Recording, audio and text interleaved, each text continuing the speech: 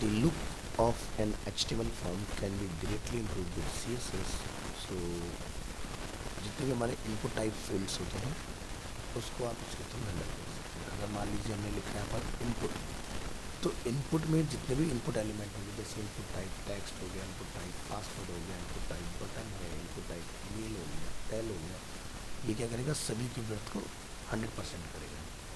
जैसे एग्जांपल के तौर पर आप यहाँ देखा मैं इनपुट टाइप जैसे टेक्स्ट में डिफाइन किया, लेकिन इनपुट एलिमेंट होने की वजह से उसकी विड्थ को फुल स्क्रीन पर स्केल किया। तो मैंने यहाँ पे क्या मेंशन किया, 100%। सो अगर आप डिफरेंट टाइप्स ऑफ इनपुट को एट्रीब्यूट लिखकर इस तरह से कंट्रोल करते हैं तो आपको आपके अकॉर्डिंग डिज़ाइन मिलेगा। जैसे दी एग्जाम्पल अब applies to all input elements. If you only want to style specific input type you can use attribute select. So different types of हमारे पास एट्रीब्यूट जैसे टैग्स, पासवर्ड, नंबर, ईमेल, तो आप सभी को अपने हिसाब से कंट्रोल कर सकते हैं। बात करते हैं पैडिंग। तो बाय डिफ़ॉल्ट हमारा HTML फॉन्ट फील्ड होता है वो काफ़ी स्लिक सा है इस तरह से, इसको आप पैडिंग से काफ़ी यूजुअली अपनी बना सकते हैं। So use the padding property to add space inside the text box. When you have many inputs after each other, you might also want to add some margin to add more space outside the of them.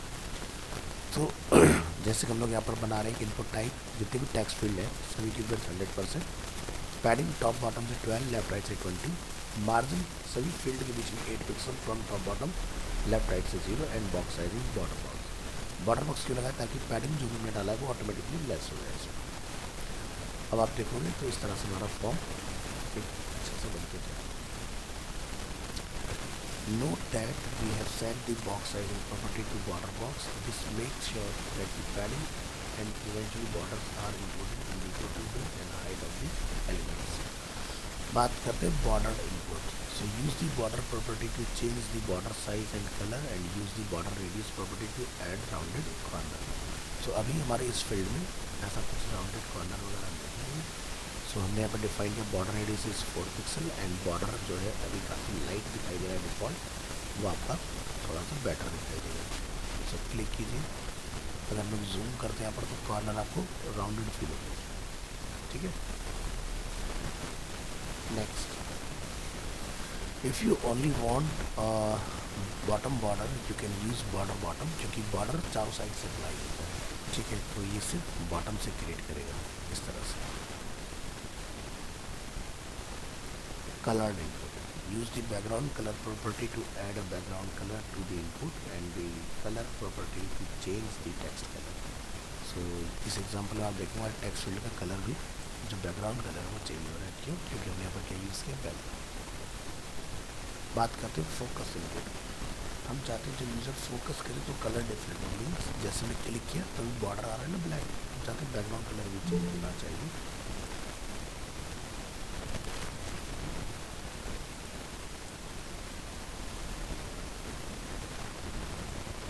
Balaji अब last class में थे क्या offline? Last class थी यार class में? ठीक,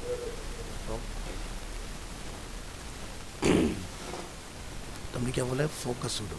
तो यानी कि जैसे फील्ड पर माउस आएगा यूज़र क्लिक करेगा कलर चेंज होगा। देखिए इस तरह से, ठीक है, ये किससे पॉसिबल है, फोकस। नेक्स्ट, आप चाहते हैं बॉर्डर का कलर भी चेंज हो फोकस करने पर, ये देखिए इस तरह से कलर भी चेंज होगा। तो हमने यहाँ पर क्या यूज़ किया, बॉर्डर 3 पिक्सल्स एंड सॉलिड। इसी तरह से इनपुट विद आइकन और इमेज। आप चाहते हो कि जैसे बहुत सारी वेबसाइट आप देखते हैं जैसे फ्लिपकार्ट, तो क्या होता है कि सर्च फील्ड में सर्च आइकन भी रहता है। ऐसा कुछ अगर आप कॉल करना चाह रहे हैं तो आप देख सकते हैं इनपुट टाइप टेक्स्ट में हमने क्या कॉल किया हुआ है, बैकग्राउंड इमेज, और उसको एक पोजीशन दिया हुआ है टॉप से और लेफ्ट से, और यहाँ से रिपीटेशन को नन किया हुआ है। तो अभी आप क्या देखोगे, हमारा एक सर्च फील्ड क्रिएट हो रहा है इसमें बैकग्राउंड इमेज है, यहाँ से ये टाइप कर सकते हैं।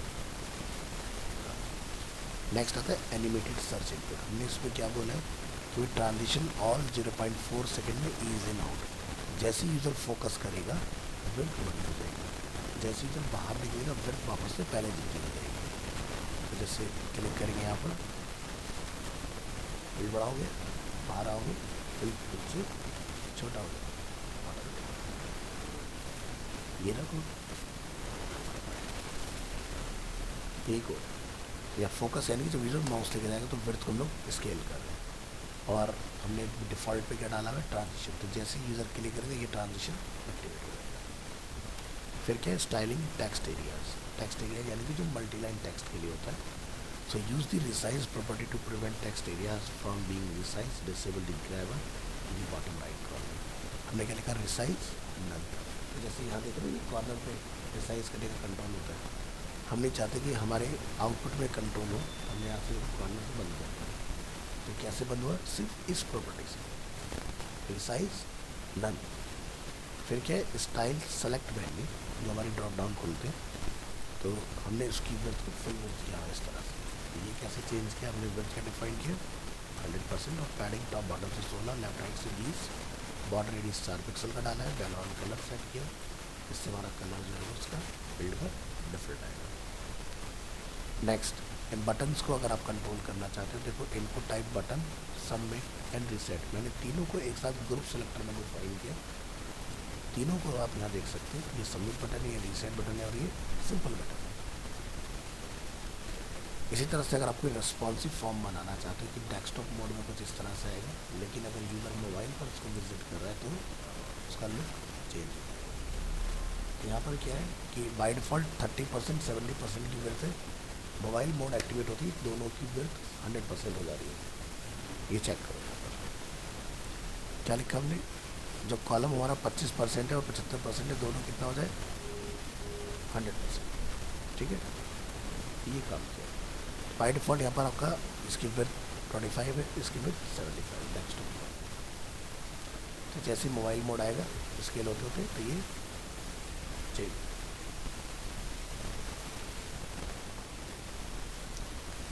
आगे देखते हैं CSS में counter.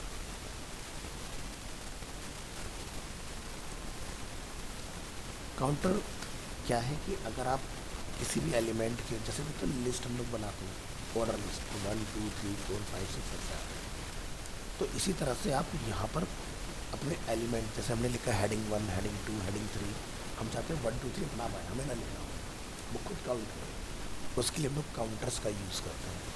So CSS counter are variable maintained by CSS whose value can be implemented by CSS rule to track how many times they are used.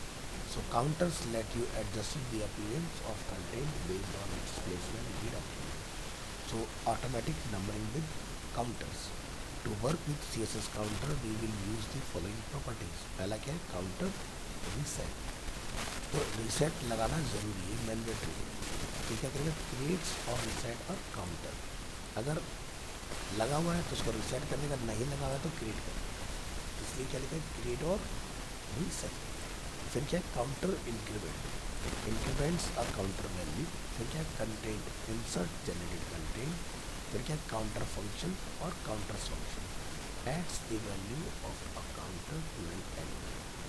To use a CSS counter, it must first be created with counter reset, यानी कि ये property in चारों में से important है, ये आनी ही चाहिए। So the following examples create a counter for the page in the body selector, then implements the counter value for each H2 element and add sections value of the counter to the beginning of each H2 element। तो हमने body को क्या बोला, counter reset, ठीक है। क्या करेगा, section, ठीक है। ये अपनी वैल्यू कुछ भी लिख सकते हैं। हमने लिखा H2, बिफोर सूडो का यूज़ किया हमने कि H2 के आगे क्या करेगा, वो यहाँ पर सेक्शन को रिसेट करेगा और क्या करेगा, सेक्शन में काउंटर सेक्शन की वैल्यू को कॉर्नर लगा के ऐड करते जाएगा।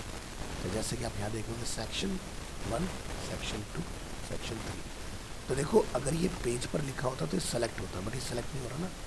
बिफोर आफ्टर से जो भी डेटा लगाया जाता है वो कभी सेलेक्टेबल नहीं है। तो कोड में जाके देखोगे अगर, तो यहाँ पर देखो क्या H1 H2 का हमने कुछ लगाया नहीं, हमने H2 के लिए लिखा था, 1 के लिए नहीं लिखा था। तो देखो H2 को यहाँ पर आप देखो HTML CSS जावास्क्रिप्ट कितनी बार यूज़ हो रहा है, यहाँ पर सब लिखा है। आगे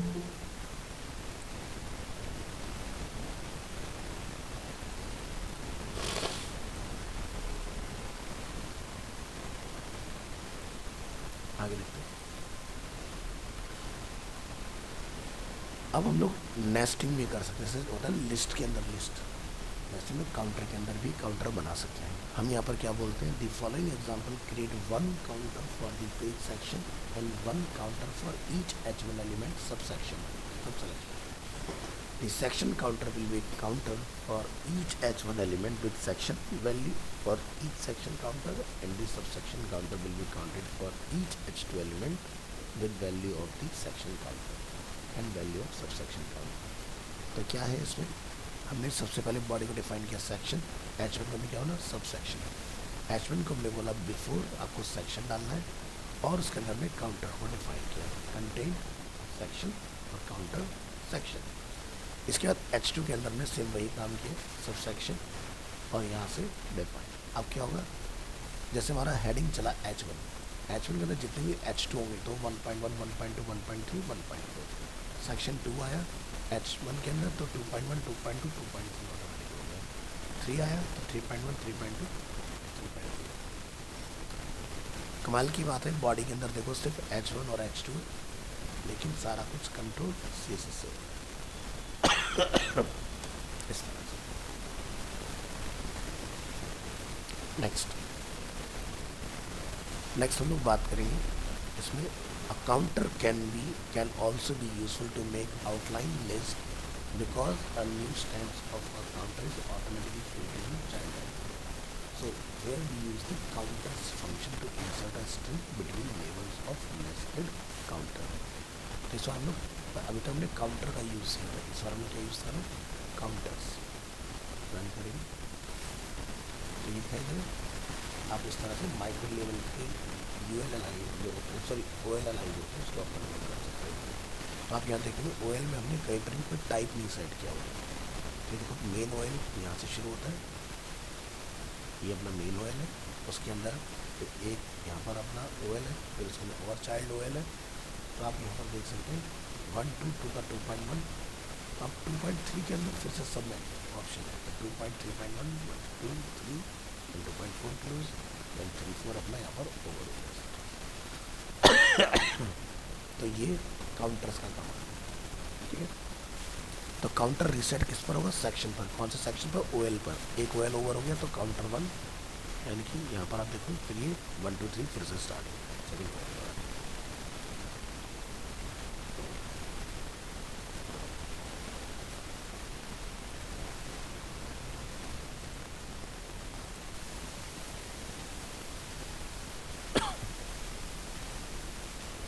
बात करते हैं website layout. A website is often divided into header, menu, content and a footer.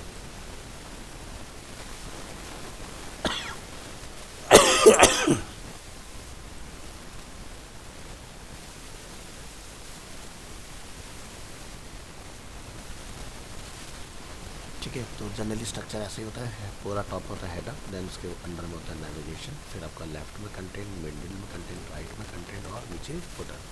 So there are ton of different layout design to choose from. So however, the structure power is one of the most common, and we will take a closer look at in this example. So यहाँ पर a header is usually located at the top of the website or right below of the top navigation menu. यानी कि ये ऊपर नीचे हो सकते हैं, बट मेन कंटेंट के ऊपर ही आएगा हमेशा, ठीक है। So if often contains a logo for the website, तो जैसे कि हमारा हेडर एलिमेंट है और हमने इसको कुछ कलर पैडिंग अलाइनमेंट ऑफर किया है, तो ये हमारा पिक्चर हेडर इस तरह से बन गया है।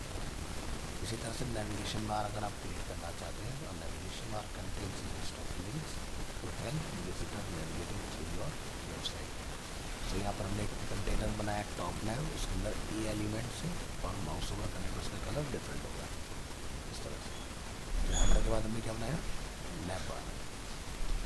इसके बाद बात आती है कंटेंट की, तो कंटेंट का लेआउट मोबाइल में सिंगल हो जाएगा, टैबलेट में 2 होगा, डेस्कटॉप में 3 कॉलम रहेगा। तो हम पर हमने बनाया the layout is this section depends on the target users. Most common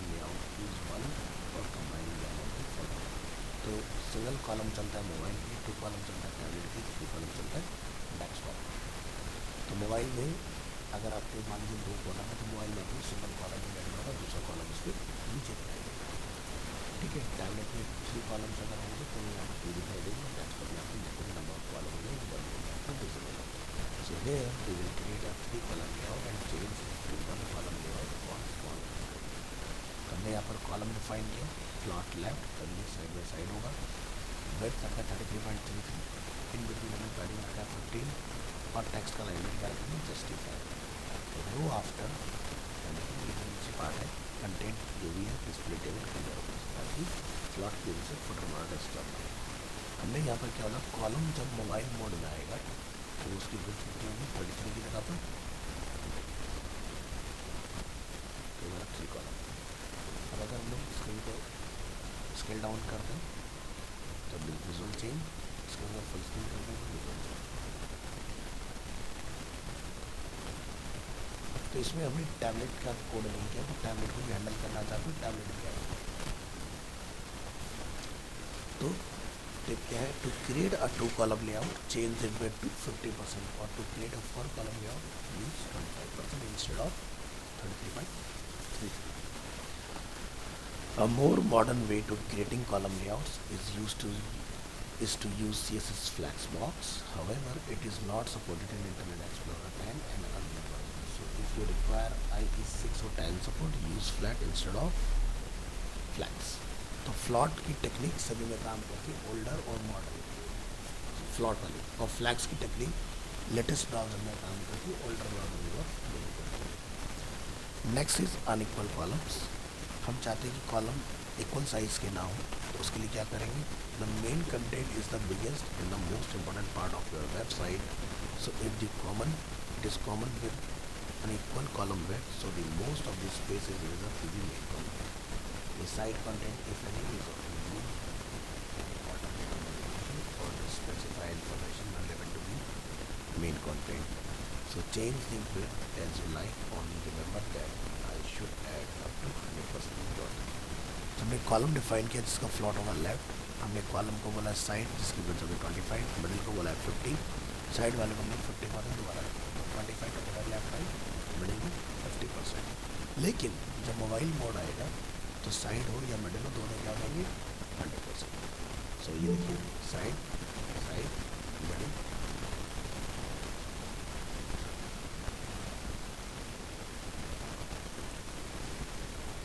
ठीक है। तो ये इक्वल वाला था, ये अनइक्वल वाला, ठीक है। अब मोबाइल मोड जैसे एक्टिवेट होगा आप यहाँ नोटिस करेंगे तीनों बराबर 100%, 100%, 100%। बात करते हैं फुटर की। Footer is place at the bottom of your page, it often contains information like copyright and contact information.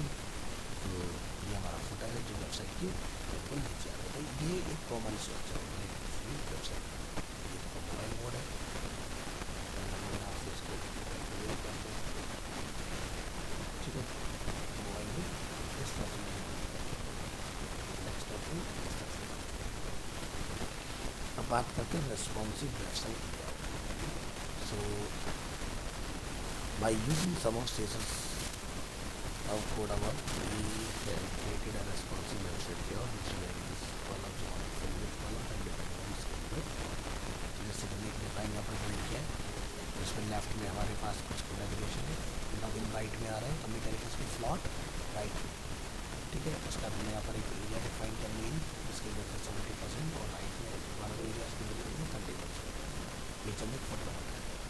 Mobile mode दबाएगा तो ये कुछ इस तरह से दिखाई देगा आपको, ठीक है। विड्थ को बड़ा करते हैं तो ये इस तरह, इसको हम क्या बोलते हैं रेस्पॉन्सिव, यानी कि according to screen upon change.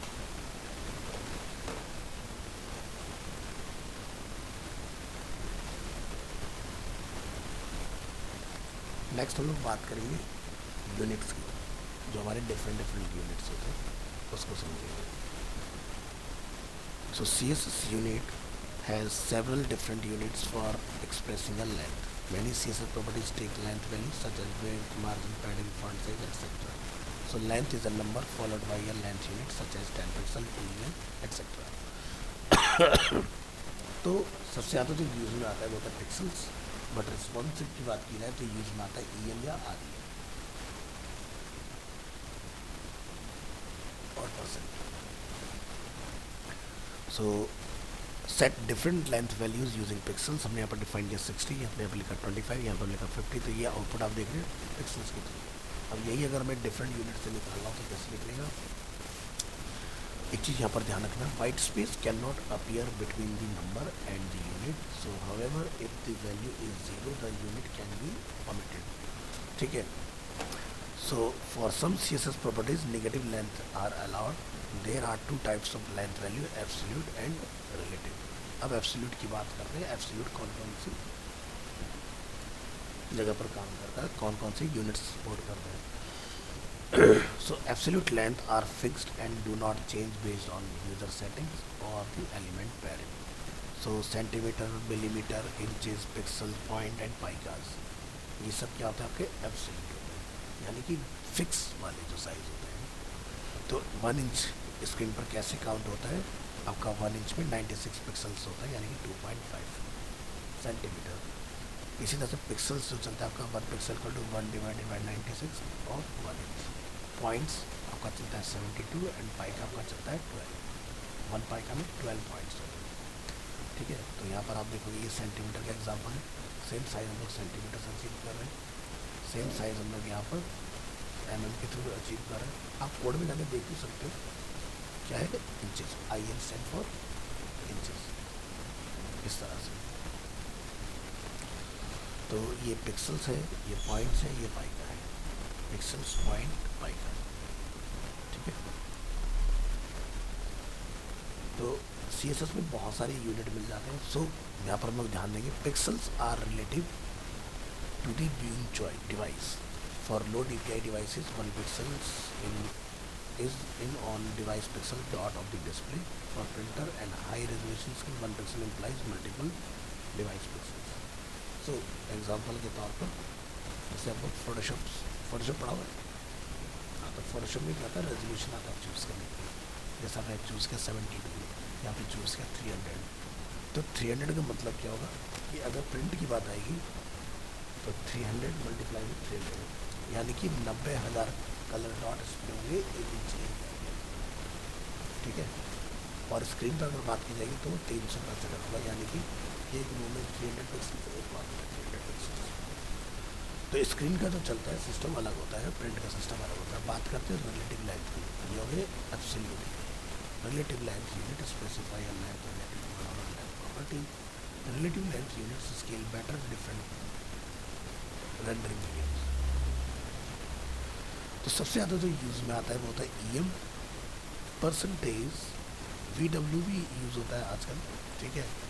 और REM. ठीक है. अब इनके सबके एग्जांपल देखेंगे. तो EM relatives to font size of the element. Two EM means 2 type of size of the font. यानी कि 1 EM में 16 पिक्सल होते हैं. बाय डिफॉल्ट हमारा HTML कोड जो भी आप लोग तो 16 पिक्सल का होता है. तो यानी कि क्या लिखा रहा है, 2 EM means 2 times of the size of the current font. यानी कि आपका जैसे 2 लिखा 32 पिक्सल का ऐसा करोगे, डबल. ठीक है. तो यहाँ पर हम देख रहे हैं कि the font size of the div element is set to 30 pixel. The span element inside the div element has a font size of 0.5 EM which means equal to 0.5 multiply 30, यानी 15 पिक्सल. तो ये जो हम देख रहे हैं 15 पिक्सल में देख रहे हैं, और ये जो दिखाई जा रहा है 30 पिक्सल में दिखाई दे रहा है इस तरह से. तो ध्यान रखना कि 1 EM या 1 REM इक्वल टू 16 पिक्सल होते हैं. इसी तरह से आपका था EX. ये क्या करता है आपका related to x height of the current font. बहुत रेयर यूज में आता है. ठीक है. नेक्स्ट आपका CH करेक्टर हाइट. ठीक है. Related to the width of the 0. ठीक है. तो ये आपका CH चलता है. REM related to font size of the root element. Root element जैसे कि बॉडी में आपने क्या सेट किया उसी के रिलेटिव ये वर्क. फिर क्या आता है VW, व्यू पोर्ट, यानी कि 1% of the width of the. तो काफ़ी बड़ा है. हमने यहाँ पर जाके क्या डिफाइन किया 20 VW. तो यानी कि स्क्रीन का 20% फॉन्ट साइज. ठीक है। इसी तरह से वी एच मतलब व्यू पोर्ट हाइट, ठीक है, ये हाइट के हिसाब से चलेगा आपको। ये तो view port minimum, view port max, smaller dimension, larger dimension, ठीक है, ये स्मॉलर और ये लार्ज। फिर क्या था percent related to the parent identity, यानी कि पेरेंट की जो भी विड्थ होगी चाइल्ड अपने आप उसके अकॉर्डिंग पेरेंट करेगा, ठीक है। हमने क्या लिखा, पेरेंट का जो साइज़ है वो है 16 पिक्सल, हमने लिखा 150%, तो ये आपका 24 पिक्सल का फॉन्ट है। तो the EM and REM unit are practical in creating perfectly scalable layout. तो ध्यान दीजिएगा, जितने भी यूनिट्स हमने यहाँ पर देखे हैं उनमें से क्या यूज़ होगा, या तो EM या REM। So viewport equal to the browser window size if the viewport is 50 centimeter wide, so one viewport VW equal to 0.5 centimeter। बात करते हैं browser support. The numbers in the table specify the first browser version that fills close to length। तो EM EX percentage pixel centimetre millimetre inches points mica, ये सबसे पहले version से काम कर रहा है, एड में थर्ड वर्जन से काम कर रहा है, CH 27 से स्टार्ट है। आज तो यहाँ पर आप देख सकते हैं सभी यूनिट्स जो भी हमने ऊपर देखे हैं वो सभी ब्राउजर अलाउ कर रहा है, इसमें कोई दिक्कत नहीं कि कोई किसी में काम नहीं, सब काम हो। तो ध्यान दीजिएगा कि अगर एब्सोल्यूट बना रहे हो तो पिक्सल्स, और रिलेटिव अगर बना रहे हो तो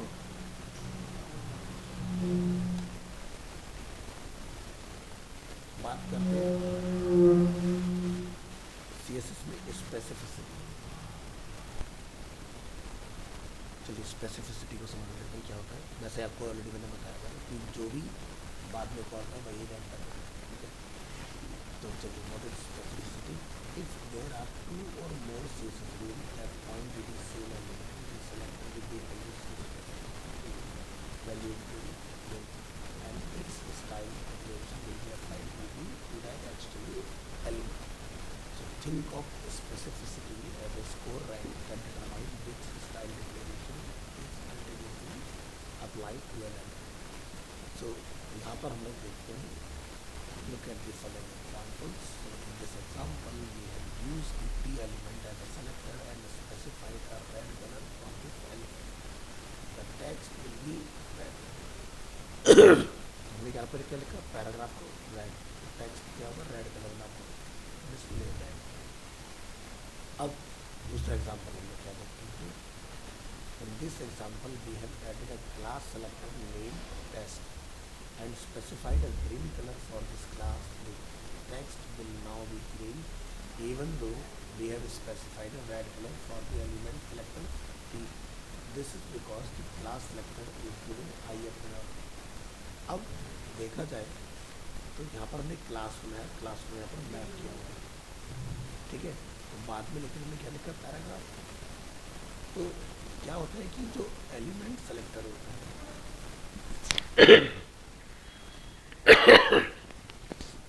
उसका स्पेसिफिसिटी कम होता है, क्लास का स्पेसिफिसिटी ज़्यादा होता है। तो यहाँ पर क्लास जीत जाएगा, एलिमेंट का जो है रेड वाला वो फेल हो जाएगा, ठीक है। अगर हम बात करते हैं आईडी की, तो आईडी की स्पेसिफिसिटी मतलब एलिमेंट और क्लास इससे भी आई होती है। So in this example we have added the ID selector name demo. The text will now be blue because the ID selector is given higher priority. यहाँ पर क्या होगा, देखो आईडी भी है, क्लास भी है और एलिमेंट सेलेक्टर, लेकिन जीतेगा कौन, क्या कलर आता है, ब्लू, ब्लू कलर आता है। Example number 4। In this example, we have added an inline style to the P element। The text will now be pink because the inline is given the highest priority। यानी कि अगर मैंने यहाँ पर लिखा colour pink तो element class ID तीनों fail हो जाएंगे, पिंक कलर वर्क करेगा यहाँ पर। बट इनलाइन रिकमेंड नहीं होता, दैट्स वाई कोई डिज़ाइन नहीं। अब इसकी तरह हायरार्की को समझो ये काम करती कैसे है। Every CSS selector has its place in the specificity hierarchy। So there are 4 categories which define the specificity level of A selector. तो नंबर 1 होता है inline, number 2 ID, number 3 class, number 4 element. यानी कि एलिमेंट सेलेक्टर से अगर आप code कर रहे हो कोई, तो वो सबसे लास्ट में अप्लाई होता है। तो उससे पहले क्लास चलता है, क्लास से पहले आईडी, आईडी से पहले इनलाइन। तो ये हमें पता चल गया कि एलिमेंट सेलेक्टर लास्ट जो है आपका ऑप्शन। तो कैलकुलेट कैसे होता है स्पेसिफिसिटी, इस टेबल को समझेंगे। So memorize how to calculate specificity. तो स्पेसिफिसिटी स्टार्ट होती है 0 से, फिर होती है 100, ठीक है। Start with 0 and 100 for each ID value and 10 for each class. यानी कि ये 0 हो गया, ये 10 हो गया, ये 100 हो गया, ये 1000 हो गया, ठीक है। इस तरह से चलता है, ठीक है। तो और सूडो क्लास और attribute selector add 1 for each element selector और सूडो एलिमेंट। सो नोट करेंगे यहाँ पर inline style get the specificity value of 1000 and is always given the highest priority. There is no exception to this rule. If you use the important rule, it will even override inline style. तो चलिए अगर हम लोग element की बात करते हैं तो इसकी स्पेसिफिसिटी कितनी होती है 1, तो ये 1 पर कैलकुलेट होगा। अब अगर आपने लिख दिया पैराग्राफ डॉट टेस्ट, ठीक है, तो ये 11 हो गया, इसलिए आपका हार जाता है। यानी कि पैराग्राफ की कितनी थी 1 थी, क्लास की कितनी थी 10 थी, तो 1 + 10 कितना हो गया 11। आईडी का होता है 100, ठीक है, और एलिमेंट का क्या होता है 1, ठीक है। तो आईडी यहाँ पर क्या होगा 1 + 100, तो कितना हो गया 101। तो आईडी क्लास को ओवरराइड करेगा। इसी तरह से अगर आप ये लिखते हो इनलाइन, इनलाइन का होता है 1000, इसको किसी के साथ क्लब नहीं किया जाता, कैलकुलेट नहीं किया जाता, ठीक है। तो ये हो गया अपना 1000। तो यहाँ पर देखो आईडी 100, क्लास 10। अब मान लो कि आपने कोई क्लास बनाई p.test1.test2, तो 1 + 10 + 10 यानी कि 10 इस वाली क्लास को 10 इस वाली क्लास को, टोटल कितना हो गया 21। अगर मैं लिखा नैपबार और pid डेमो, तो क्या हो गया 100 for navbar, 1 for this p and 100 for this ID. तो 100 + 1 + 0 टोटल बन गया 201। और अगर हम लोग यूनिवर्सल सेलेक्टर यूज़ करते हैं तो इसकी क्या होती है 0, एंड यूनिवर्सल सेलेक्टर क्या होता है इग्नोर कर दिया जाता है। So the selector with the highest specificity value will win and take effect. So consider these 3 code fragments, sorry, A H1, B H1 ID contact and C ID भी है और स्टाइल भी है। तो इस केस में ये जीते, ठीक है। So the specificity of A is 1 element selector, specificity B 1 ID reference plus 1 selector यानी कि 101, और inline वाला जो होगा वो सीधे 1001 कंसिडर होता है। इसलिए inline सबसे पहले अप्लाई होता है, बाकी सब बाद में आते हैं। So since the third rule C has the highest specificity value 1000, this style definition will be applied. अब कुछ और एग्जांपल्स देखते हैं। More specificity rule examples, equal specificity the latest rules में। मान लीजिए आपने H1 H1 दोनों क्या हो एलिमेंट सेलेक्टर, H1 का क्या होता है 1 होता है ना, ये 1 है, तो क्या हुआ दोनों इक्वल हो गए। इक्वल के केस में क्या होगा, जो बाद में होगा वो पहले वाला आ गया, ठीक है। तो यानी कि येलो और रेड में 2 कलर दिए तो रेड आएगा, ठीक है। So ID selector have a higher specificity than attribute selector. तो हमने लिखा div #a div id = a, blue yellow green, कौन सा कलर आ रहा है ग्रीन, क्यों आ रहा है ग्रीन, क्योंकि ग्रीन को हमने लिखा डायरेक्ट एलिमेंट और a, ठीक है। तो चल रहा है, इसको भी चाहिए था, लेकिन क्या हुआ div का हुआ 1, a का हुआ 100, तो कितना हो गया टोटल 101, इसका सिर्फ 100 ही रह गया, तो इसलिए ये जीत जाता है आपका। नेक्स्ट हम बात करेंगे, the first rule is more specific than the other two and will therefore be applied. Next है contextual selector are more specific than a single element selector. The embed style sheet is closer to the element to the style. So in the following situation, अब मान लीजिए हमने external file में लिखा content ID है और H1 element है, और हमने इनलाइन में भी इसको, सॉरी इंटरनल फाइल में भी इसको लाके डिफाइन किया। ये क्या बाहर, ये क्या पेज के अंदर। तो अंदर वाला कोड जीत जाएगा, बाहर वाला कोड आपका लूज होगा, अंदर वाला विन होगा। देखो कलर आएगा येलो, आ रहा है ना, जो क्योंकि ऑर्डर बदल गया ना, जो जितना दूर होगा उसका स्पेसिफिसिटी उतना कम होगा। सो बात करते हैं the latter rule will be applied, यानी कि लेटर कौन था, ये था। अगर मैंने इस कोड को इसके नीचे रखा होता, एक्सटर्नल को इंटरनल के नीचे, तो एक्सटर्नल आपका अप्लाई होगा, इंटरनल अप्लाई नहीं होगा। नेक्स्ट है class selector beats any number of element selector. Class element such as dot intro beats H1 paragraph div and etcetera. तो इंट्रो और H1 हमारे पास दो चीज़ अवेलेबल है, एक है क्लास और एक है एलिमेंट। और आउटपुट में आप देखेंगे यहाँ पर कंट्रोल V प्रेस करते हैं तो क्लास जो है उसको हमने येलो दिया है, H1 क्या है आपका 1 है, तो यानी कि इंट्रो वाला आपका कितना हो गया 10, तो इंट्रो वाला अप्लाई हुआ ना कि H1 वाला। क्लियर है।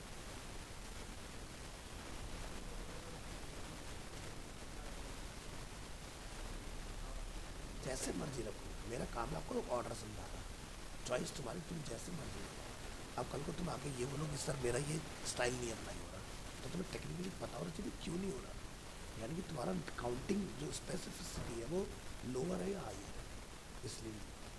ठीक है, चॉइस तुम्हारी है, डिज़ाइनिंग है कि तुम्हें क्या करना है।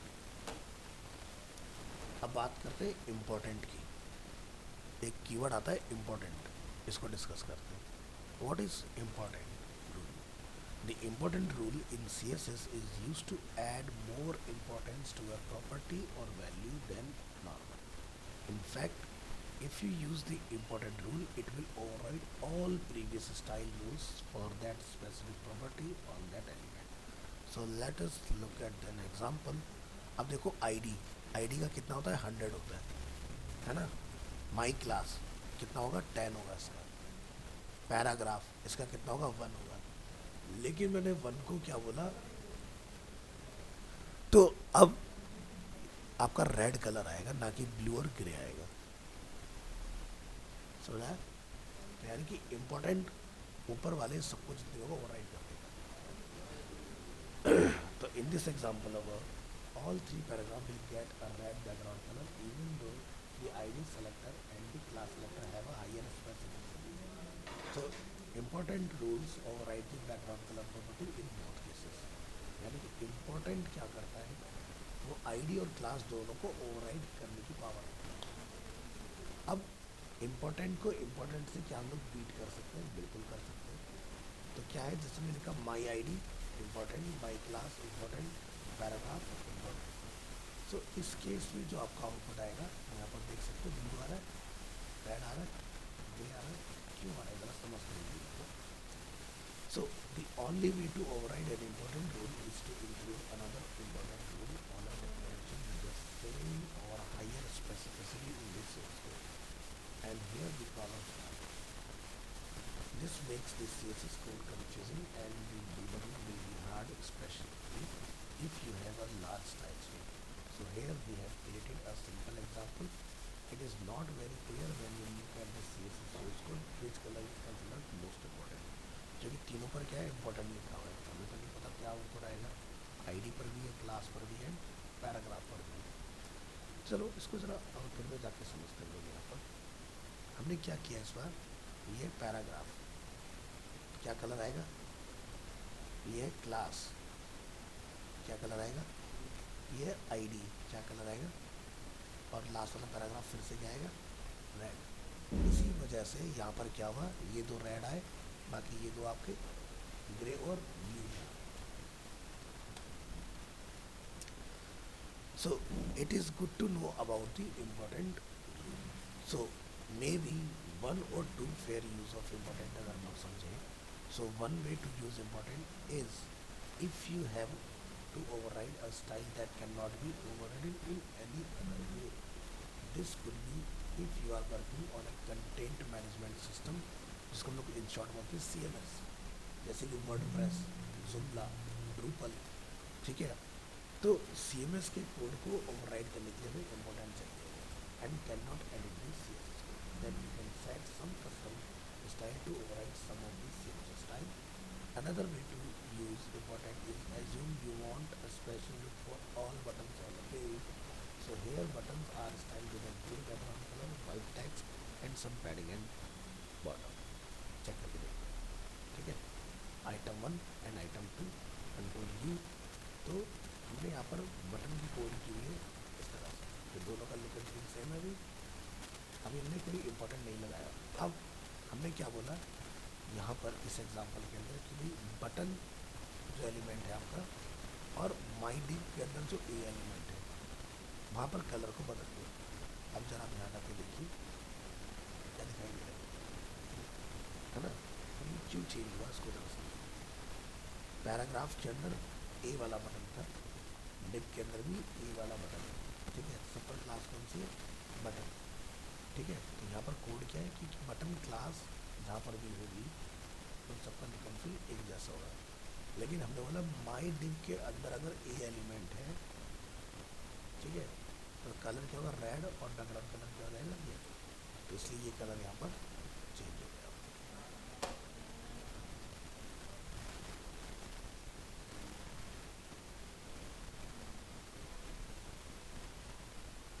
Next, to force all button to have the same look no matter what, we can add the important rule to the properties of the button like this. हमने क्या बोला, बैकग्राउंड कलर इम्पोर्टेंट और बॉर्डर इज इम्पोर्टेंट, बाकी सारा code वही है जो पहले था, बस इम्पोर्टेंट लगा है। अब की बार क्या दिखाई दे रहा है, इम्पोर्टेंट लिखने से जो पहले येलो आ रहा था वो क्या आ रहा है, ग्रे आ रहा है। क्यों आ रहा है, क्योंकि यहाँ पर इस पर क्लास है बटन, हमने बटन क्लास को तो बोला है इम्पोर्टेंट। अब माई डिव ए, ठीक है, पहले से लिखा हुआ है यहाँ पर, तो यानी कि 100 + 1 101 हो गया। लेकिन यहाँ पर क्या है, बटन, यानी कि 10। अब इम्पोर्टेंट जब लग गया तो चाहे नीचे ID हो, कोई वैल्यू तो सिक्योर यूज करेगा, तो इसलिए ये वाला अप्लाई ही नहीं हो पाया। सिर्फ ये किस पर अप्लाई हुआ, जिसके ऊपर क्लास नहीं थी बटन क्लास, उस पर येलो नहीं करना था, ठीक है।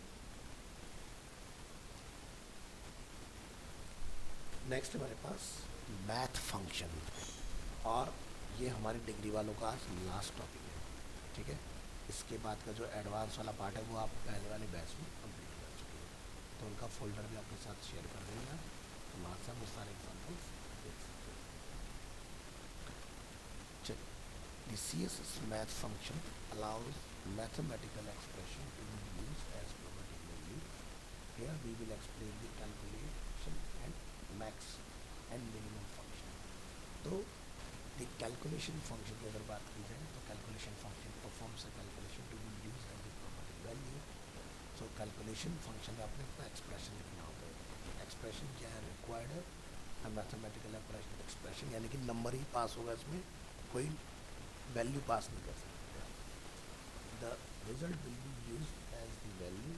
The following operator can be used: plus, minus, multiply, divide operator, हम कुछ भी मल्टीप्लाई करा सकते हैं। ये कैलकुलेशन नहीं कर रहे हैं, ये अगर आपने लिख दिया विड्थ के अंदर कैलकुलेशन, तो ये विड्थ पर काम करेगा। कैसे समझाते हैं। So use calculation to calculate the width of a div element. हमने क्या बोला, डिव जो है वो 100% रहेगा, लेकिन टोटल जो 100% है उसमें हमेशा 100 पिक्सल लेस करके रखेगा। क्या लिखा, 100% में से 100 पिक्सल लेस, माइनस ऊपर देखो नहीं। तो यानी कि जब आप आउटपुट देखोगे, स्क्रीन कितनी भी जूम इन हो जूम आउट हो, ये हमेशा 100 पिक्सल का गैप मेंटेन करेगा लेफ्ट राइट से, यानी कि 50 फ्रॉम लेफ्ट, 50 फ्रॉम राइट, समझ गए, और 100% रहेगा। अब इसको हम लोग 90% डिक्रीज से लेकर ला सकते हैं, बट कैलकुलेशन में समझना तो इसलिए नहीं होता। तो ये था आपका कैलकुलेशन। अब बात करते हैं max. The max function use the largest value from a comma separated list of value as the property value, value 1, value 2। तो यहाँ पर हम लोग क्या लिख रहे हैं कि भाई मैक्सिमम 50% रहेगा, और स्क्रीन ज़्यादा छोटी हो जाए या ज़्यादा बड़ी हो जाए तो 300 रहेगा। मतलब स्क्रीन कितना है, उसका आधा हो गया 50%, अब अगर स्क्रीन बहुत छोटी होगी तो ये फुल स्क्रीन यहाँ पर देखो। अच्छा मैंने इसमें वो नहीं डाला था, मैंने नहीं कर दिया ऐसे, ठीक है। अब ये 300 पिक्सल पर इस वक्त, ठीक है। यहाँ तक अब देखो ये बढ़ना स्टार्ट हुआ, तो यहाँ तक ये 300 है, 300 पर पहुँच गया। तो ये काम ऐसे करता है, यानी कि मैक्सिमम 50 जाएगा, लोएस्ट 300 रहेगा, चाहे स्क्रीन कितनी बड़ी छोटी हो। इसको हम लोग ऐसे भी देख सकते हैं, F12 दबा सकते हैं, रेस्पॉन्सिव ऑन।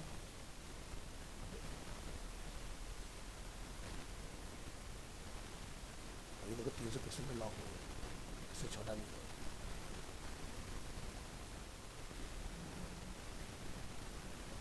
है ना। स्क्रॉलिंग आ जाएगी लेकिन छोटा नहीं होगा, जहाँ तक छोटा हो सकता है वहाँ तक छोटा होगा। उसका 300 पर ब्लॉक, तो 300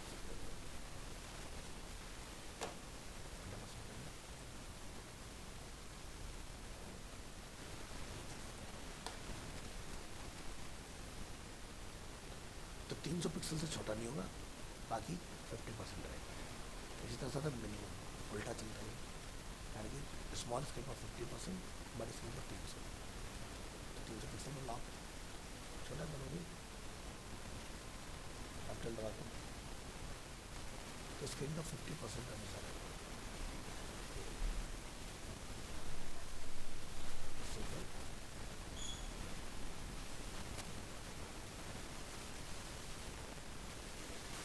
कैलकुलेशन। इसके बाद जो हमारा टॉपिक स्टार्ट होगा वो एडवांस CSS का होगा, यानी कि जो CSS पढ़ी है इसके अंदर कुछ और एक्स्ट्रा प्रॉपर्टीज हैं जो आपको देखना भी बात होगी, ठीक है। उसमें हम लोग बेसिक CSS हमने अपना खत्म कर लिया।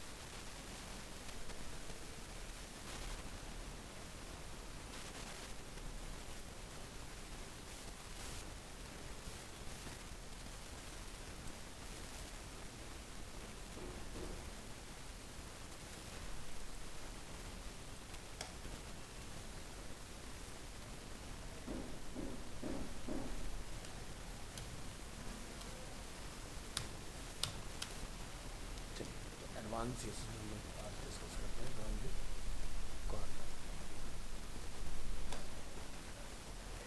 तो राउंडेड कॉर्नर आपको पता है कि किसी भी ऑब्जेक्ट के अराउंड बॉर्डर रेडियस का, ठीक है। जैसे कि आप यहाँ देख सकते हैं फॉर्म फिल के साथ अभी राउंडनेस आपको दिखाई दे रही, ये बॉर्डर रेडियस है। तो rounded corner means CSS border radius property. The CSS border radius property defines the radius of an element corner tip. This property allows you to add rounded corner to elements. तो जैसे हमने अलग अलग border radius define किया, जैसे 25, 25, 25 एक image के ऊपर है, एक बॉर्डर के साथ है और एक बैकग्राउंड कलर के साथ है। चलिए आउटपुट चेक करते हैं क्या है।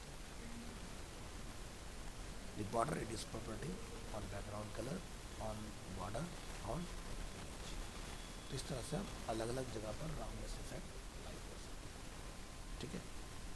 border radius and border radius.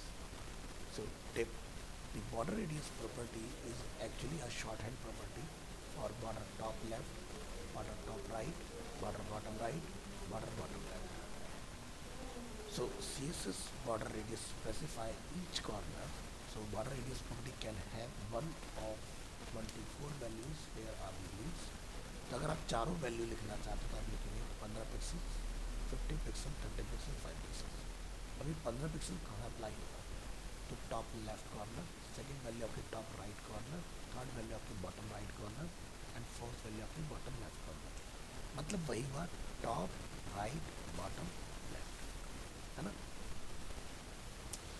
अगर हम 3 वैल्यू डिफाइन करेंगे तो हमारी जो 50 पिक्सल्स वाली वैल्यू होगी वो आपकी जो अप्लाई होगी वो टॉप राइट कॉर्नर पर होगी और बॉटम लेफ्ट कॉर्नर पर होगी, ठीक है। और अगर हम लोग 2 वैल्यू को पेयर में डालेंगे तो ये आपका top left and bottom right and top right and bottom left. और अगर 1 वैल्यू डालेंगे तो ये 4 साइड से इक्वली अप्लाई होगा।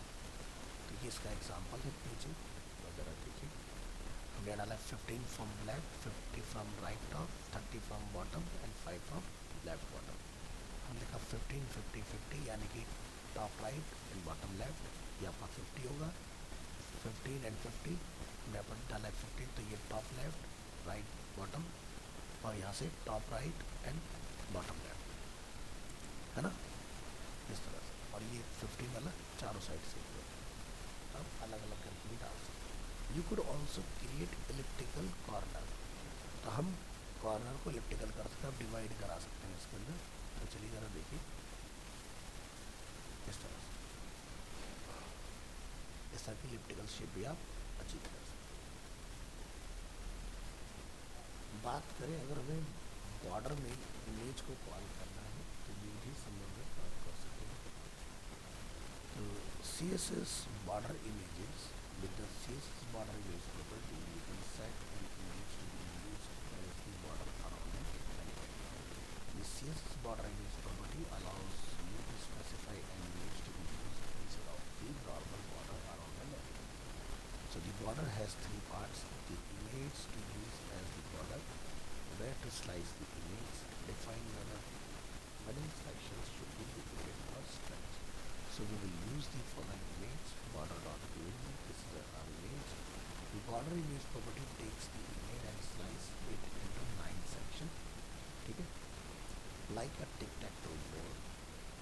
It then places the corner and the corners and middle sections are repeated or stretched as you specify in your property. So for border image to work, the elements also need the border property set. तो आप यहाँ क्या देखेंगे, border हमने define है 10 pixel solid, लेकिन sir हमने इसमें कलर नहीं दिया, हमने क्या रखा है ट्रांसपेरेंट। ये लगाना ज़रूरी है, नहीं लगाओगे तो बॉर्डर अचीव नहीं कर पाओगे, क्योंकि बाय डिफ़ॉल्ट आपका जो बॉर्डर होता है वो बॉडी का कलर देता है ब्लैक, इसलिए हमें ट्रांसपेरेंट करना होगा। फिर हमने क्या बोला, बॉर्डर इमेज, ये आपका कीवर्ड है, ये इमेज को हमने इसमें रेफरेंस दिया 30 और स्ट्रेच। तो यानी कि ये जो बीच वाले आपके पॉइंट थे ये स्केल होते हैं इस तरह से, ठीक है। So the border image property is actually a shorthand property of the border image source, border image slice, border image width, border image offset and border image repeat. तो border image इन सबका shorthand है, यानी कि चारों अलग अलग लिख लो या एक ही बार में। तो CSS border image different slice value जैसे मेरा 50 राउंड, 20% राउंड, 30% राउंड। अब क्या देखोगे, ये सब कॉर्नर पर दिखाई देगा, ये इस तरह से रिपीट होते दिखाई देंगे। तो अलग अलग तरह से आपके रिजल्ट्स देखने को मिलेंगे, वैल्यू का आप चेंज करोगे। नेक्स्ट बात करते हैं बैकग्राउंड इमेज डालते हैं। बैकग्राउंड इमेज हमें डालना आता है, लेकिन अब मुझे सीखते हैं एक ही कंटेनर में मल्टीपल इमेज कैसे डालते हैं। अभी तक हम एक इमेज डालना जानते हैं, लेकिन हम एक से ज़्यादा इमेज कैसे डाल सकते हैं। तो CSS multiple background, CSS allow you to add multiple background image for an element through the background image property. The different background images are separated by commas and the image are stacked on top of each other. So where the first image is closest to the, so the following example has two background images, and first image is a flower aligned to the bottom and right, and the second image is a paper background aligned to the top left and corner. तो हमने यहाँ पर एक ही background image में दो अलग अलग चीज़ें डिफाइन की, first image and second image. फिर मैं क्या बोला, पहली जो इमेज है वो बॉटम में और राइट में होगी, सेकंड जो इमेज है वो टॉप और लेफ्ट में होगी।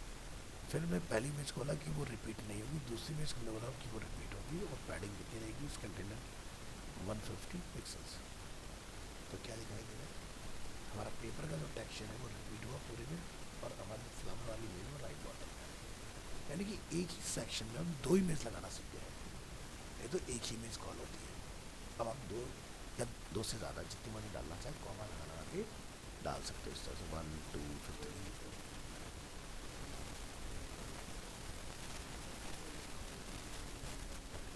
नहीं, ऐसा नहीं होता, नो रिपीट होता है, रिपीट होता है, रिपीट एक्स होता है, repeat Y.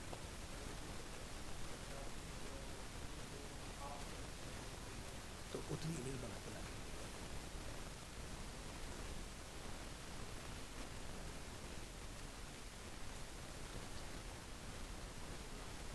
Next, multiple background image can be specified using either the individual background property as above or the background shorthand property। यानी कि इतना बड़ा कोड नहीं लिखना पड़ेगा, एक ही लाइन में सारा काम हो जाएगा। So the following example use the background shorthand property, same result as example above। हमने यहाँ पर डिफाइन किया फर्स्ट इमेज फ्लावर में बोला राइट और बॉटम में होगा, रिपीट नहीं होगा। दूसरी इमेज पेपर टॉप लेफ्ट में होगा, रिपीट होगा। इससे क्या होगा, कोड जल्दी एग्जीक्यूट होगा और आपकी वेबसाइट की स्पीड भी इम्प्रूव होगी। Same result. बात करते हैं बैकग्राउंड इमेज में साइज़ की, कि क्या साइज़ को कंट्रोल किया जा सकता है। यस, कर सकते हैं। The CSS background size property allows you to specify the size of the background images. The size can be specified in length, percentage, or by using one of the two keywords contain or cover. So the following examples resize a background image to much smaller than the original image using pixels. हमने flower image को call किया, उसका हमने size लिखा है 180 and repetition को no किया हमने। तो आप देख सकते हो ओरिजिनल साइज़ जो था वो ये था इमेज का, लेकिन हमने स्केल कर लिया इसको तो छोटा हो गया ये वाला साइज़। तो ये ओरिजिनल है और ये रिसाइज वाला प्रभाव हो रहा है। क्या Z इंडेक्स, Z इंडेक्स का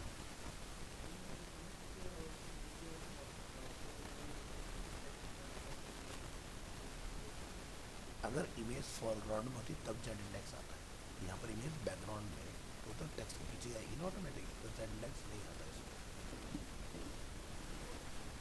The two other possible values for background size are contain or cover.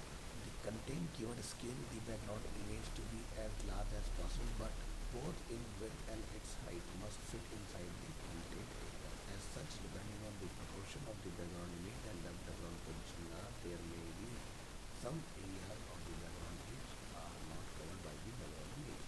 Cover keyword scales the background image so that the content area is completely covered by the background image. Both its width and height are equal to or exceed the content area. As such, some part of the background image may not be visible in the background positioning area. So हम दोनों का output लेते हैं, contain है cover. ये है contain, ये है कवर। या तो आप वैल्यू लिख सकते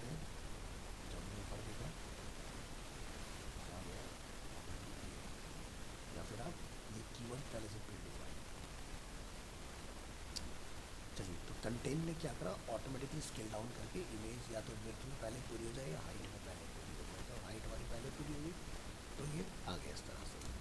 कवर की हमने बात की तो उसमें क्या करा, उसको कवर करने का पूरा कोशिश करें इमेज को, तो इसके कंपेरेटिवली बड़ा डिप्लॉय होगा। हमने यहाँ पर लिखा नो बैकग्राउंड साइज डिफाइन, यानी कि अगर डिफाइन नहीं कर तो ओरिजिनल इमेज जहाँ से शुरू हो रहा है वहीं से आ रहा है, और ओरिजिनल इमेज कितना था ये वाला पार्ट इसलिए यहाँ तक आया, बाकी पार्ट कट गया। तो कंटेन और कवर ऐसे काम करता है, कंटेन में पूरी इमेज आएगी चाहे एरिया कितना भी हो, कवर के अंदर whichever is from first width और हाइट। नेक्स्ट है define size of multiple background image. तो हम कैसे डिफाइन करें, तो यहाँ पर हमने लिखा है कि background size property also accept multiple value for background size using a comma separated place when work with multiple backgrounds. The following example has three background images specified with different background image size value for each image. So ये देखिए, ये first image, ये second image और ये third image. एक है tree की image, एक है फ्लावर की इमेज, एक है पेपर की इमेज, और हमने तीनों को डिफाइन किया 50 पिक्सल्स, 130 पिक्सल्स, थर्ड को क्या बोला, और तो ये देखिए आपका अलग साइज है, ये अलग साइज है, ठीक है, सभी को बंदे किया। So full size background image अगर हमें बनाना है तो क्या करें, ठीक है। So now we want to have a background image on a website that cover the entire browser window at all times. The requirements are as follows: fill the entire page with the image, no white space. दूसरा क्या है, scale image as needed. Third क्या है, center image on page. and fourth क्या है, do not cause scroll. अभी है okay.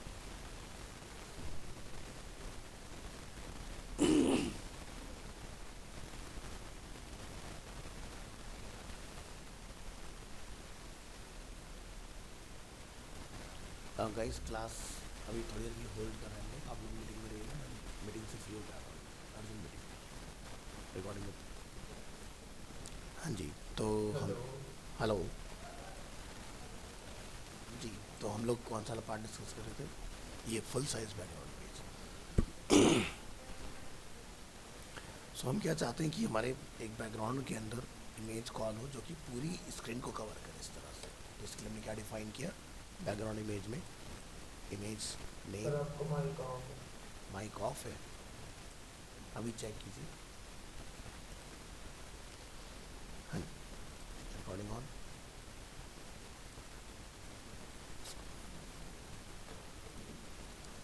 तो बैकग्राउंड में हमने एक पर्सन का इमेज लिया है और उसको हमने सेंटर में रखा, फिक्स किया है, और उसको क्या होना है, नो रिपीट। तो आउटपुट कुछ इस तरह का हमारा रहने वाला है इसके अंदर। अब जनरली क्या होता है कि जब हम लोग कोई इमेज कॉल करते हैं, बैनर एरिया में हमें कॉल करना होता है इस तरह से, है ना, और उसके ऊपर कुछ अपना बटन वगैरह अवेलेबल होता है और कुछ अपना टेक्स्ट वगैरह वहाँ पर रहता है इस तरह से। अब क्या है कि अगर हम लोग इस इमेज को रिसाइज करते हैं इस तरह से, तो आप देख रहे हैं कि हमारा इमेज का प्रपोर्शन ख़राब नहीं हो रहा है, ऐसा नहीं कि इमेज स्ट्रेच हो रहा है। बट अगर हम लोग पहले वाले एग्जाम्पल में अगर जाते हैं, इसमें अगर आप इसको स्केल करेंगे, ठीक है, तो ये आपका इस तरह से कुछ वर्क कर। तो यहाँ पर हमने क्या करा, इसकी हाइट डिफाइन की ताकि ये बढ़िया से काम कर रहा है। 500,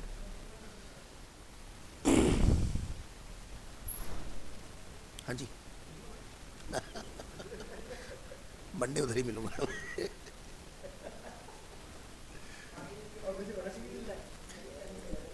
नहीं, वो बोल दिया तोहिद को उतार के लेके जाएगा, रही उतर रहा है।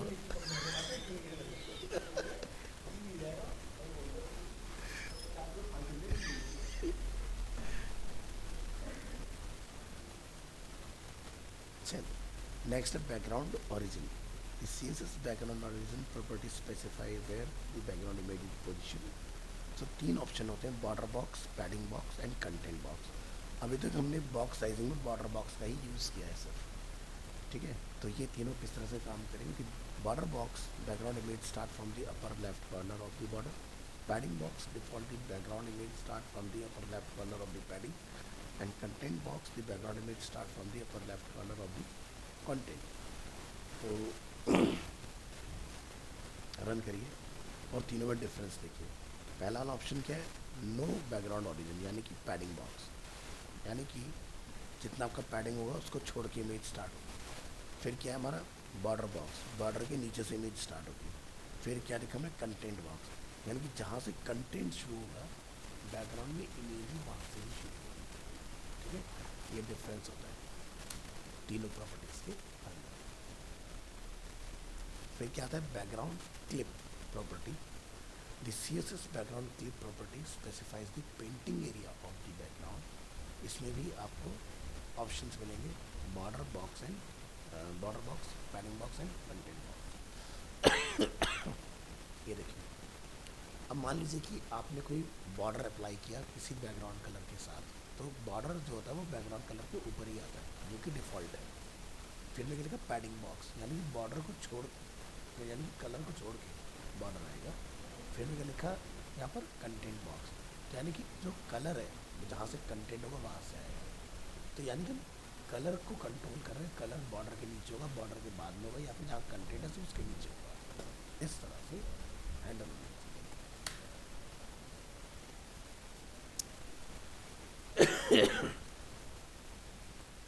नेक्स्ट है colour. So CSS support 140 plus color names, hex values, RGB values, RGBA, HSLA and opacity। ये हम लोग पहले भी पढ़ चुके हैं, ठीक है। सो RGB क्या होता है कि रेड ग्रीन ब्लू, और A स्टैंड फॉर अल्फा, यानी कि जो ऑपेसिटी के लिए रिस्पॉन्सिबल होता है। So RGB colour values specified with RGBA red green blue alpha. The alpha parameter is number between 0.0 fully transparent and 1.0 fully opaque, यानी कि 1 मतलब 100%, 0 मतलब 100% ट्रांसपेरेंट। तो यहाँ पर हम लोगों ने 3 पैराग्राफ डिफाइन किए, तीनों के अंदर 30% ऑपेसिटी के साथ देखे। तो आप देख सकते हैं यहाँ पर हमारा टेक्स्ट का कलर ओरिजिनल ही है, लेकिन बैकग्राउंड कलर लाइट मोड में मिल रहा है।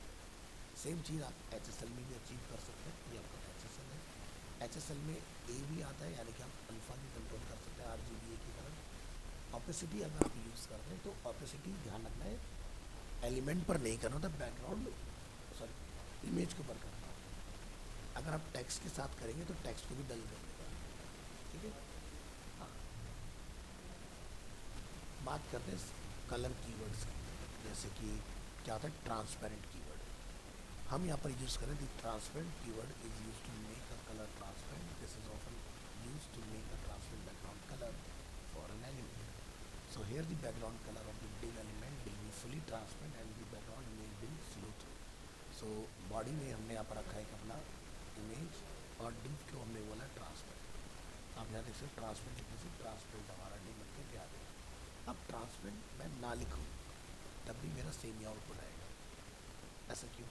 क्योंकि आप div के अंदर डिफ़ॉल्ट कलर नहीं लाते हो, कलर आपको डालना पड़ता है, ठीक है। तो जैसे कि हमने यहाँ पर आप ऊपर देखोगे 2 डी में हमारे पास एग्जाम्पल 1 एग्जाम्पल 2, एक में क्या लाइट ग्रीन, दूसरे में क्या है ट्रांसपेरेंट। तो लाइट ग्रीन वाला क्या कर रहा है, बैकग्राउंड इमेज को ओवरलैप कर रहा है, ट्रांसपेरेंट वाला सी थ्रू कर रहा है, यानी हम आर पार देख सकते हैं, सी थ्रू मीन्स आर पार। तो the transparent keyword is equivalent to 0,0,0,0 मतलब RGBA के अंदर हम लोग 0% ऑपेसिटी के साथ इसको चला रहे हैं। So RGBA colour values are an extension of RGB color values within an alpha channel which specify the opacity of a color। फिर आता है कीवर्ड करंट कलर, ये भी प्रीडिफाइंड है। Current colour keyword is like a variable that holds the current value of the colour property of an element. This keyword can be useful if you want a specific colour to be consistent in an element on page. तो हमने लिखा div, हमने यहाँ पर colour क्या लिखा है blue, तो बॉर्डर में मुझे ब्लू नहीं लिखना, मैं करंट कलर लिखूंगा तो बॉर्डर में भी सेम कलर आपका डिस्प्ले होगा। देखो इसी तरह से हमने लिखा बॉडी को ग्रीन, अब आप सब जगह करंट कलर लिख सकते हो, तो देखो सब जगह पर ग्रीन कलर क्या लिखा हमने, करंट कलर, करंट कलर, क्योंकि बॉडी मेन हो गया ना, तो मेन के पास ग्रीन है तो सबके अंदर ऑटोमेटिक ग्रीन होता है। फिर आता है इनहेरिट, यानी कि जो पेरेंट के पास होगा चाइल्ड के पास सेम प्रॉपर्टी वर्क करेगी। The inherit keyword specifies that a property should inherit it's value from its parent element. The inherit keyword can be used for any CSS property of any on any HTML element. So जैसे कि div को हमने दिया colour red, हमने span को बोला border जो है इनहेरिट हो जाए, तो यानी कि जो पेरेंट का बॉर्डर है वही चाइल्ड का बॉर्डर भी अपना आप हो जाएगा। ठीक है।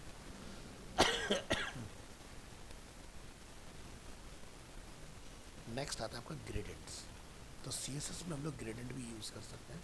जो मॉर्निंग वाला हमारा बैच चल रहा है उसमें हम लोगों ने ग्रेडेंट का इस्तेमाल भी करके दिखाया है। तो CSS gradient lets you display smooth transition between two or more specified colors.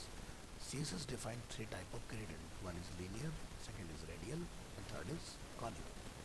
Linear में आप डायरेक्शन कंट्रोल कर सकते हैं, goes down, up, left, right and diagonal. Radial में आप defined by their center and conic में rotate around a center point. तो इस तरह से हमारे पास gradient में कंट्रोल है। तो सबसे पहले हम लोग देखते हैं linear gradient. To create a linear gradient, you must define at least two color stroke, क्योंकि सिंगल कलर से सॉलिड बनता है, दो कलर से ग्रेडियंट बनता है। So color stroke are the colors that colors you want to render smooth transition among. You can also set a starting point and a direction or an angle along with the gradient effect. So background image, linear gradient, direction, color stroke 1 and color stroke 2. So direction top to bottom, this is default. आपको लिखने की जरूरत नहीं होती, by default top to bottom ये चलता है। So the following example shows a linear gradient to start at the top and it start red transition to yellow. हमने लिखा है linear gradient red and yellow. क्या लिखना है? बैकग्राउंड इमेज के अंदर, बैकग्राउंड कलर नहीं, बैकग्राउंड इमेज में ग्रेडियंट चलता है। तो आप क्या देखते हैं, है ना, ग्रेडियंट बन गया हमारा। क्या लिखा था? रेड और येलो। डायरेक्शन अगर चेंज करना है लेफ्ट टू राइट, तो हमने लिखना है यहाँ पर टू राइट, और अब आप देखें डायरेक्शन चेंज। पहले हमारा डायरेक्शन क्या था? टॉप टू बॉटम, अब क्या है? Left to right. डायगोनल, अगर आप एंगल बदलना चाहते हैं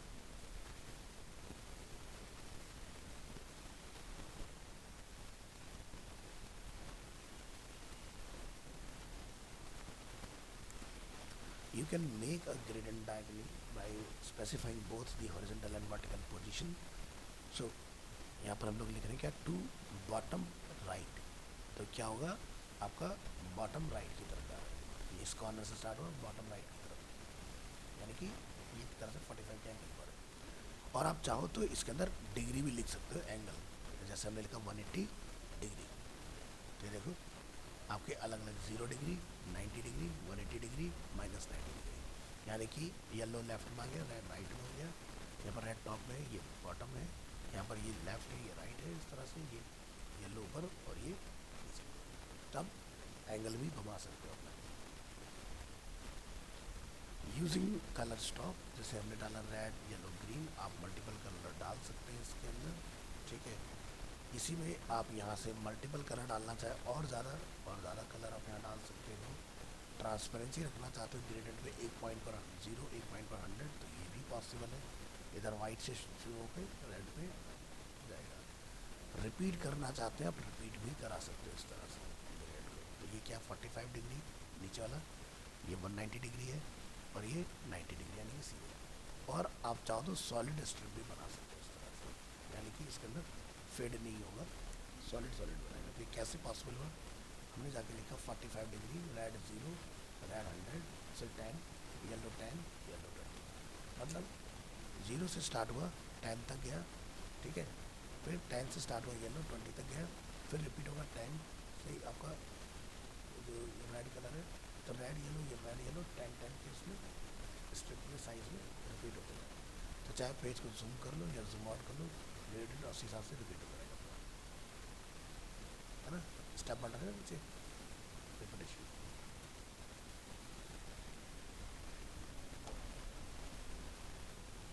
तो नेक्स्ट क्लास में हम लोग डिस्कस करेंगे रेडियल ग्रेडियंट और आपका जो एक और आता है कॉनिक वाला ग्रेडियंट। आज के लिए नेक्स्ट क्लास आपकी इस लैब में नहीं होगी, इसी फ्लोर पर सुमेंद्र सर के अपोजिट साइड होगी। हाँ उस वाले में, ठीक है। चलो प्रेजेंट लगा दी क्या आपने? क्या नाम है आपका? हर्षित। आपका मार्क हो गया, हमारा सचिन नाम है।